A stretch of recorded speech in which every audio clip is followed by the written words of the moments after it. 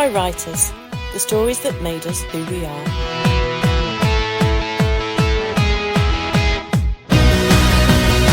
And so, we are over halfway into the series. Welcome to episode 6. We've got another absolutely jam-packed show for you today. Rebecca Horswill will be here in just a sec from the EmpathyLab team, talking about an amazing picture book. The poet and author Joshua Seigal is my guest today. He's going to be talking about 3 books from his childhood that have stayed with him. We've got Samantha is going to be giving us the teacher recommendation this week, and a whole lot more besides. We'd best crack on. But before we do anything else, of course, I need to grab something off my own bookshelf. And this is a book that came into my possession around about 1991, I think. I was 13 years old. We took our first trip to Stratford-upon-Avon with my youth theatre, Basildon Youth Theatre. Shout out to the BYT crew. We had an amazing time, watched some brilliant shows while we were there. Also, of course, my first brush with Shakespeare's birthplace. We visited the gift shop, and in the gift shop, I took away the tiniest of books. I've measured it. It's smaller than A6. So it's a tiny little thing. It's beautiful. It's got a blue silk cover. It's gold embossed. The Sonnets of William Shakespeare, it says upon the front. It's got this lovely little quote at the beginning from Much Ado About Nothing. Will you then write me a sonnet in praise of my beauty? And there is just utter beauty in this book. It's one of those ones you can dip in and out of. I love the discipline of the fact that Shakespeare only wrote in sonnet form. There was obviously writing his plays in blank verse, but when he was writing poetry, he was very disciplined. And also, I love there's a real personal connection to this book because it's got a little post-it note just next to Sonnet 116. And that's because it was the first time I ever was asked to do a reading at a wedding. It was my uncle and aunt's wedding. So Gary and Janine, happy anniversary. It's their 24th anniversary. And it's interesting, I'd already chosen this book to talk about this week, completely forgetting that it was their anniversary, and they got married in Stratford-upon-Avon as well. So it seemed absolutely right that "Let me not to the marriage of true minds admit impediments" was read at their wedding. So happy anniversary to them. The Sonnets of William Shakespeare is my choice this week from my own childhood bookshelf.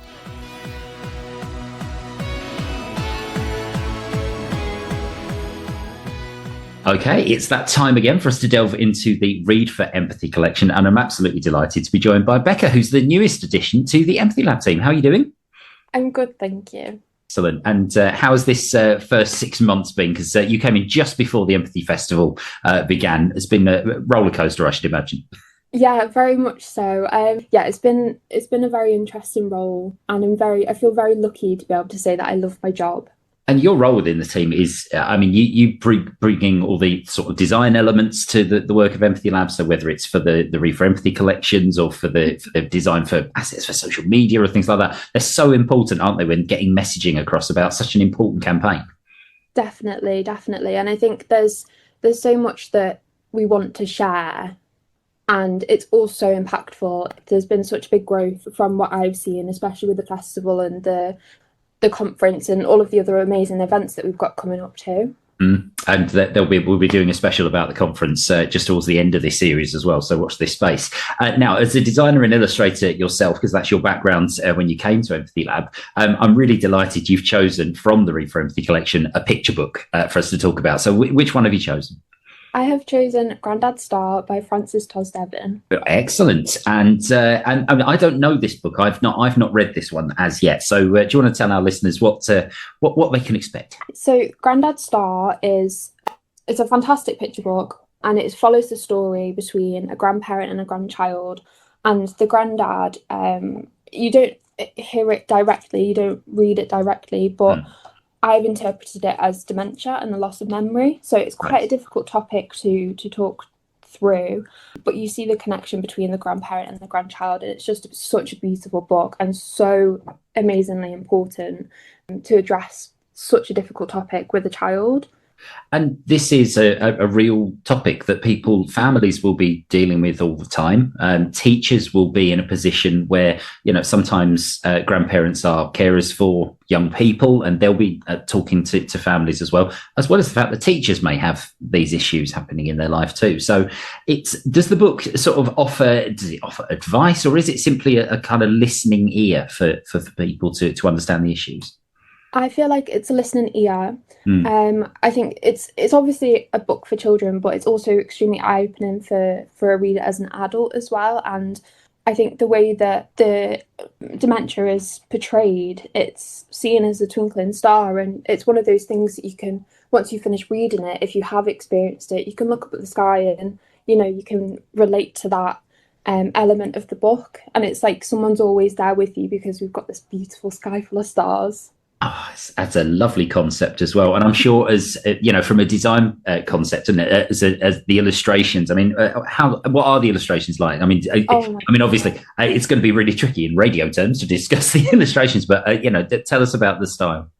I've actually been thinking about this and how empathy is portrayed through illustration, and for me, if empathy was an illustration, it would be this particular style. It's got amazing textures, amazing colours, and you can also see as you flick through the book where the memory sort of fades away, the colours change with it, and it's coming with an illustration background. It's just such an inspirational book to look at, but also you've got the combination of the illustrations with the writing, and it just creates such a powerful moment for the characters, but also it's empowering for those reading it too. It is, and some of the books in that collection, there are beautiful artworks. I think we're moving away from the term illustrator quite a lot, and I think artist needs to be used a lot more because they're works of art in themselves, even without the words. Sometimes, aren't they? Definitely, and you can see page by page that just the amount of care and the time. And you really you look at the pages. I'm going to show you this to you, Paul, because I need to see. Again, listeners at home, I'm going to explain what I'm seeing. It's beautiful, but it's kind of like this explosion of clouds coming out of a telescope, and the stars are there, and the books are there, and there's this young lad looking down at what is clearly like a memory exploding in his head. It's a wonderful image, isn't it? Mm-hmm. And there's such an amazing one at the end as well, where the grandparent and the grandchild are connecting, and just it's this swarm of colour, but there's also such a softness to it as well. It is. It's got that real kind of. It's like an ephemeral quality. Looking out to the stars. It's kind of mystical, and it's also beautiful and human at the same time. That's that. If that was hanging up in an art gallery, you'd stand and stare at it for 10, 15 minutes at a time, wouldn't you? Absolutely. And I think it just goes hand in hand with the story itself. Like the writing it's so gentle but so impactful at the same time, and you really do get a sense of the relationship. There's a mother character in there as well, and the kindness between all three of the characters. It's just amazing. It sounds like an absolutely fantastic book. And so we're going to add it to our bookshelf for the Read for Empathy collection. It's Grandad Star by Francis Tolstoy and illustrated by Rian Stone. Thank you very much indeed, Becca. You've, I'm sure, got an awful lot of things to do as we get ready for the conference that you mentioned for EmpathyLab, and also Empathy Action Month's coming up in November too, I understand. Yes, yeah, lots to do, very busy. Well, but completely worth it. I should leave you to get on with your day. Thank you very much for joining Raised by Writers. No problem.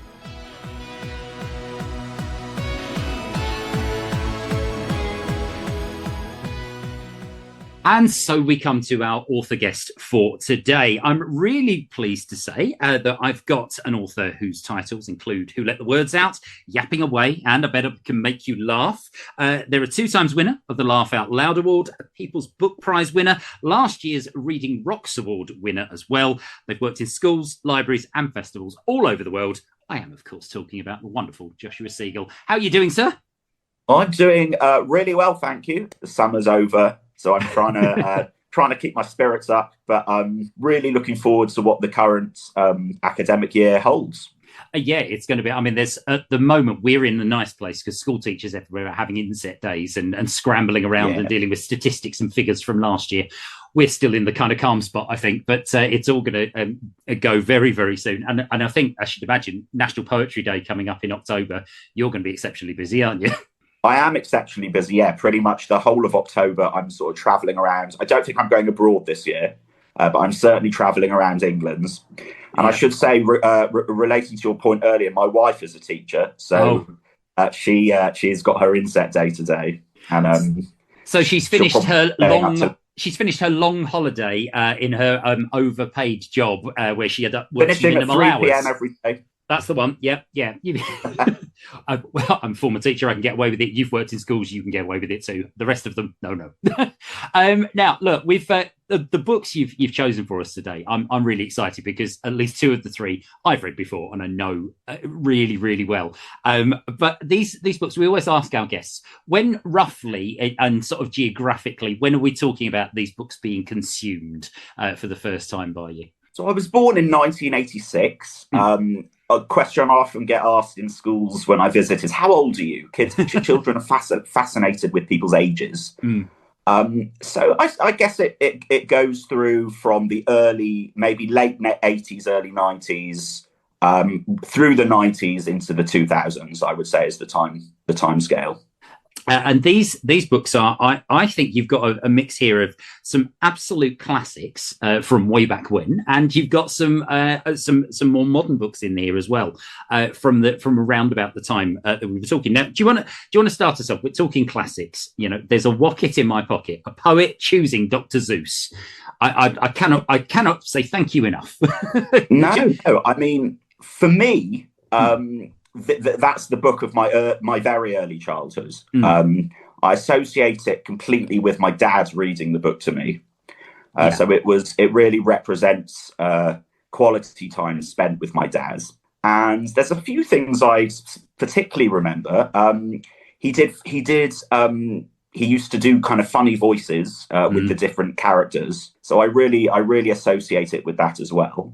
And just the rhyming and the wordplay is obviously something which I imbibed and continue to feel a huge affinity with. And Dr. Seuss's amazing illustrations as well. He illustrates like absolutely no one else.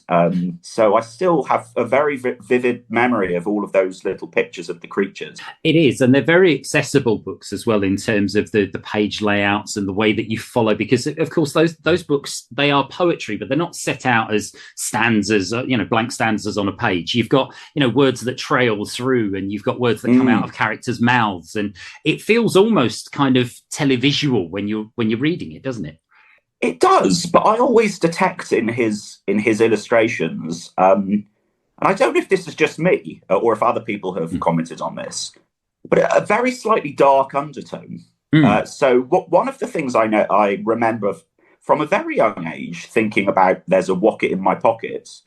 So there's a little boy who's the main protagonist, but there's no other adults featured in the book. Right. So he's living in this massive house with all these little kind of animal creatures, but there's no mention of his mum or dad or any other relatives. And I remember finding that ever so slightly sinister or ever so slightly sad. And I know similar things have been said about the very famous book, Where the Wild Things Are. Yes, of course. So his parents aren't pictured at all in the book. So you've just got this child alone in this kind of massive made-up world. And even from a very young age, I did detect a slight element of darkness or sadness there. There is something about that, isn't it? I mean, even if you go to Dahl, for example, the adults, even if they're present, they're not being the adults that you would expect them to be. They're either witches or they're parents that have just left Matilda to do whatever they want, or Charlie's family have got issues that they can't deal with Charlie's life. So there's those characters. It almost puts the kid front and center in the book and say, look, this one is you as well. We can kind of form this friendship together. Do you feel like that actually you kind of bonded with the characters you were reading? Yeah, absolutely. It's just a really, really interesting thing, isn't it? This kid in this world with other creatures, but no other humans mentioned in the book. And each of these creatures has an amazing name. So the names of the creatures rhyme with various things. So it's the wocket in my pocket. There's a geeling on the ceiling, or a nubbard in the cupboard. And he really demonstrated to me very early on how you could just completely play around with language. And you've done a lot of that. I noticed as well that because you publish an awful lot online as well as in your books. But you're going through a bit of a nonsense phase at the moment, aren't you? It's a lot of fun. I've been really. You're correct. I haven't published actually a lot of nonsense poetry, but I've just got loads of words whizzing around my mind, and I'm quite into tongue twisters at the moment. So I've been putting out a few nonsensy tongue twister type poems. It's very cathartic, I think, because you just kind of, it's very almost sensual when you're doing a tongue twister, because you've got to make your mouth move, and sometimes you'll trip over yourself, and that's funny. It's also quite it's a bit like doing a Sudoku. I think you've got to think quite mathematically about which syllables work with which other syllables, and it's actually quite, I don't know. I like to flatter myself by saying it's quite scientific. It's high. That's what it is. It's highbrow. Highbrow, yeah, absolutely. Now, you talked about strange animals. The next book on your list is one that's full of strange humans. There's an awful lot of weirdos in our neighbourhood, and it's by Colin McNaughton. It's not a book I've come across before, so I'm really excited to hear about this one. What drew you to this one as a child? Well, so I got into this book. Firstly, I should say this is a collection of poetry. Oh, okay. It's not a single story. It's a kind of collection of poems. Not a lot of them silly nonsense poems. And Colin McNaughton, just like Dr. Seuss, is also an illustrator. So he's the writer and the illustrator, and I always find that hugely impressive, because I can't draw. I can do the words, but not the drawings. And I remember reading this book when I learned to read myself. So I kind of used to take myself off and read the book. It's a book of very humorous poems, very quite sort of dark in some ways. So there are aliens and monsters and that kind of thing, and just quite cheeky. Got quite a sort of cheeky undertone. Amazing illustrations by Colin McNaughton, and I know he's quite prolific actually. But this is the only book of his that I've ever owned. And I just remember associating the book with when I first learned to read. So the Dr. Seuss books were read to me, but I very vividly remember taking this book into a corner to read by myself, and just associating it with that joy of discovering how to decipher and read books on my own. And poetry, that lots of people are saying at the moment that poetry is a really lovely, almost gateway, like an access point. I remember A.F. Harold did a brilliant video online the other day, just saying about, you can pick a poetry book up and you can delve into it, and you can grab something and then you can put it down and start somewhere else in the book next time. It's, if you're not a confident reader that wants to sit for, an hour at a time reading, poetry is a really accessible way for kids to learn, isn't it? Absolutely. And I remember really finding, I didn't find it easy learning to read. And I also was very reluctant. My mum used to kind of force me to sit down next to her on the sofa.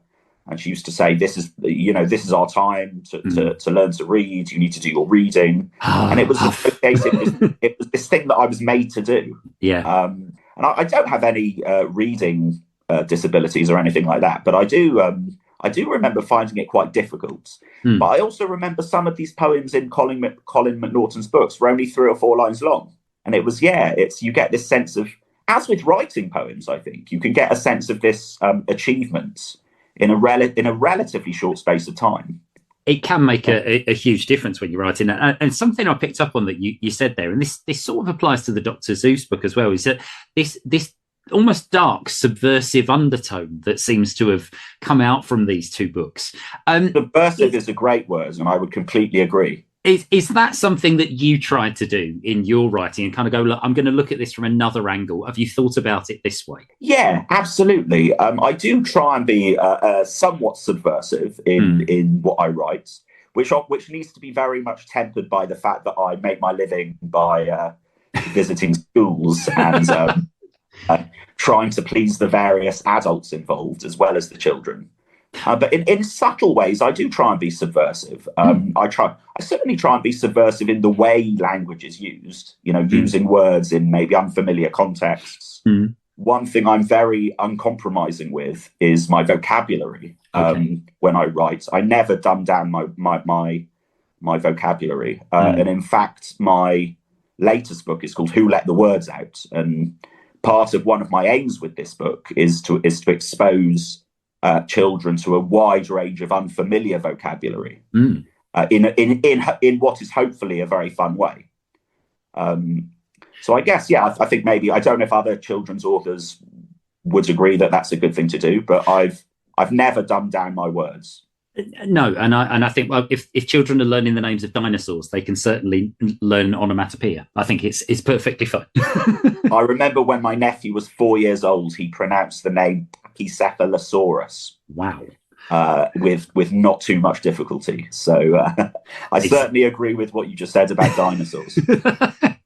Now, look, we've got these two books. Now we've got a bit of a shift going on, and I can kind of feel that we're moving into older territory slightly, and that we're moving into that kind of teenage Joshua in the Secret Diary of Adrian Mole, and the subsequent books from there started to appear in your reading diet. What was it about Sue Townsend's work there that drew you to it? Because I remember, I can tell you exactly where I read the first one. I'd love to know where you did. Well, as a teenager, I did most of my reading in bed just before going to sleep. And I just remember reading Adrian Mole and literally howling with laughter. And my dad coming in and saying, "What's so funny? Turn the noise down, keep a lid on it," kind of thing. But I adored Adrian Mole as a teenager, even as an adult, because his books go from 13 3/4 right the way through to middle age. I don't think I've read the very latest couple, but I've certainly kept abreast of his goings on right into adulthood. I think Sue Townsend has this amazing way of, I don't know how to necessarily express it, but the reader knows more than the protagonist. So we find out that Adrian Mole's mum is pregnant before he does, if you see what I mean. It's almost, it takes a long while for things to dawn on him, doesn't it? And we spend sometimes weeks, maybe months, going through this diary going, Adrian, no, she's pregnant, man, come on. He's also got this, he's got this kind of relentless optimism, I think. So he's a bit of a nerd, for want of a better words. He doesn't have loads of friends. He's not especially attractive to the opposite sex, certainly as a teenager. But I think even the mere fact of keeping a diary, even that mere fact, expresses a degree of optimism in himself. And the thing is with Adrian Mole is that because it was, for me, it was a library visit. It was just at the end of junior school, so I was actually younger than 13 3/4 when I started reading it. When I started, yeah. But it's for me as well. It really places history. If you want to understand the 80s, massively history. It starts. The very first entry is about the Falklands War. Falklands War. I think the first Gulf War comes into it for sure. The fall of the Soviet Union. All of these things. And then as you get into the Cappuccino years, when he's much older, you're in. There's the second Iraq War, isn't there? When there is. Dora becomes one of Tony Blair's. She's I think she's one of the Blair babes, isn't she? Yes. I can't remember if she's a politician or if she's an aide. No, she's a doctor that becomes an MP, which I think we all knew. She becomes an MP, yeah, that's it, yeah. I think we all knew Pandora was going to go off in that direction, and probably not take Adrian with her as well. No, well, Adrian kind of riding on the coattails in his own way. Of course. Brilliant choices of books today. Thank you very much. Now, look, what's next up for you? Because, of course, we have this whole litany of work that you've produced in the past, but there's new things happening in the future, is there not? There are. So I've written and signed a contract on a new book, which is due out I believe, in February 2026. Not far away. So that's another book with Bloomsbury, and the title of the book is just been finalised, and it's called, if I remember correctly, I Tell Myself I'm Awesome. And the focus of this book is mental health, really. Okay. Poems to lift you up when you feel down, whether that's through humour or whether that's through reflection. That's the aim of the book. So that's my next publication. And I'm just continuing to do school visits and the odd comedy show, performing live, and just embracing whatever opportunities come my way. And it is possibly the best job in the world, isn't it? When you've got groups of kids and you're sharing your work with you, and your work is deliberately designed to make them giggle. And how many times have you been in that situation where everybody's just falling about laughing? You think, we don't even know what we're laughing at anymore. It's great. Yeah, there's no other job like it, really. And I feel very, very fortunate to be able. It's very tiring, I should say. It is. It's extremely exhausting, and I mentioned that my wife's a teacher. I've got no idea how teachers have that level of energy. So, I'm full of nothing but awe and admiration for all teachers. Yeah. We have it easy. We don't learn their names. We don't meet their parents. We don't have to write reports for them. We just go in. We do our thing. Exactly. And away we go. If you have a bad day, well, the day's over, and another day the next day. Absolutely. Joshua Seigal, your choices of There's a Rocket in My Pocket from Dr. Zeus, There's an Awful Lot of Weirdos in Our Neighbourhood by Colin McNaughton, and The Secret Diary of Adrian Mole, 13 3/4, and all subsequent books by Sue Townsend are going to make it into our brand new authors library that we're putting together. Thank you very much indeed. And hopefully we'll see you again very soon. Thank you so much for having me. It's been a real pleasure. It was wonderful catching up with Joshua. He's got such an amazing view on poetry in terms of the way he loves to, and he was talking about that word subversion during the course of that. And one of the first pieces of poetry that I came into contact with of his was I Don't Like Poetry. And if you've ever read it, it's a fantastic poem. But if you're understanding form and structure and understanding the grammar of poetry, then it's brilliant, because it does turn everything on its head. It's a wonderful piece, and it was great to talk to him today. Now, we're going to turn our attention to our teacher recommendation this week, going down a rabbit hole with Samantha. The book that stuck with me since I was little is Alice in Wonderland. I first read Alice when I was probably about 7. My uncle had this really lovely tradition of giving me a beautiful illustrated book every Christmas, which he kept doing well into my teens. But on my 7th Christmas, he gave me Alice. And I was immediately in awe. Like Alice, I fell headfirst into this strange, magical world where animals could talk, playing cards painted roses, and absolutely anything seemed possible. At first, I think I loved it for that sense of otherworldliness, the escape into pure fantasy.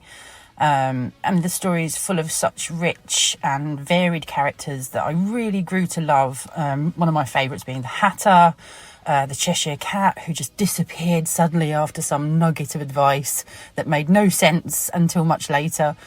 And of course, the terrifying Queen of Hearts. But I think what really stuck with me, even as I grew up, was Alice herself. She wasn't just wandering through Wonderland. She was constantly questioning, trying to make sense of this madness around her, figuring out who she was and where in the world she fit in. And I think that really resonated with me as I went through my own stages of growing up. And I found myself coming back to the story again and again. And every time I read it, whether it was a young child, a teenager, or even in recent years, I think I took something new from it every time. And it stayed with me for decades, not just as a story, but almost as a lens for how I think about identity, resilience, my place in the world. The question that Alice asks is, who am I? And I think that's such a profound and important question that, she asks. And I really felt that at a young age. I think that's why I've always loved books to fall into that genre, that fantastical world with something deeper underneath. And Alice was definitely my gateway into that, and she's never really left. And quick as a flash, episode 6 is on its way. Thank you very much to everybody who has joined us today. Our recap of books from this week, we started off with the Sonnets of William Shakespeare from my own childhood bookshelf. Then, of course, the brilliant recommendation from Becca, the Grandad's Star picture book, which is just wonderful, by Francis Tostevin and illustrated by Rhiannon Stone. Joshua Seigal's choices, he started off with There's a Wocket in My Pocket by Dr. Zeus.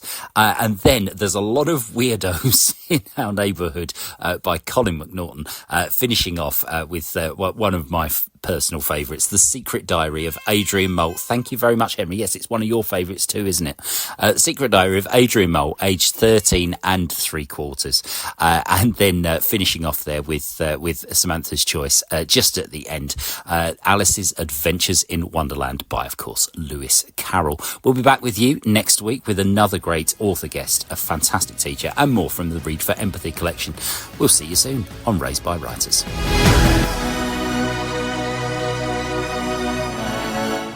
If you'd like more information on today's podcast, you can contact Paul Jenkins on social media using the handle @TeacherWriterPJ. Raised by Writers is a Double Rainbow production.